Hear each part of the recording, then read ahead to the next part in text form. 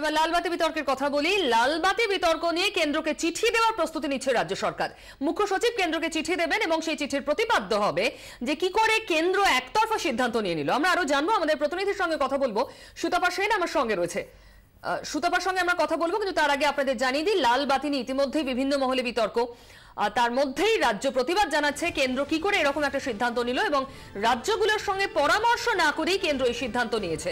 মুখ্য সচিব খুব শীঘ্রই এই চিঠি নয়াদিল্লিতে পাঠাচ্ছেন।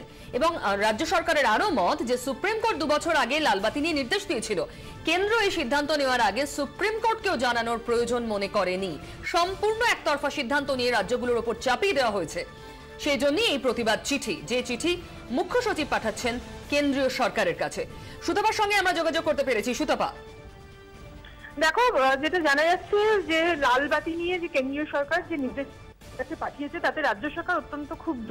তাদের মূল যে বিষয় বক্তব্য হচ্ছে যে রাজ্য সরকারগুলোর সাথে আলোচনা না করে কেন্দ্রীয় সরকার একতরফাভাবে যে সিদ্ধান্ত নিয়েছে সেটা সম্পূর্ণভাবে যুক্তরাষ্ট্রীয় কাঠামোর পরিপন্থী, এবং সেই কারণেই রাজ্যের মুখ্য সচিব তিনি চিঠি লিখছেন কেন্দ্রীয় সরকারকে, এবং সেখানে পরিষ্কারভাবে তিনি জানিয়ে দেবেন যে এই সিদ্ধান্ত নেওয়ার আগে রাজ্যগুলোর সাথে কথা বলা উচিত ছিল। দ্বিতীয়ত যে বিষয়টি সেটা হচ্ছে যে সুপ্রিম কোর্টের নির্দেশিকা রায়ের পরিপ্রেক্ষিতেই কিন্তু 2 বছর আগে রাজ্য সরকার নির্দেশিকা জারি করেছিল, অন্যান্য রাজ্যগুলোও করেছিল। লালবাতি নীলবাতি দুটো ক্ষেত্রেই এই নির্দেশিকা ছিল।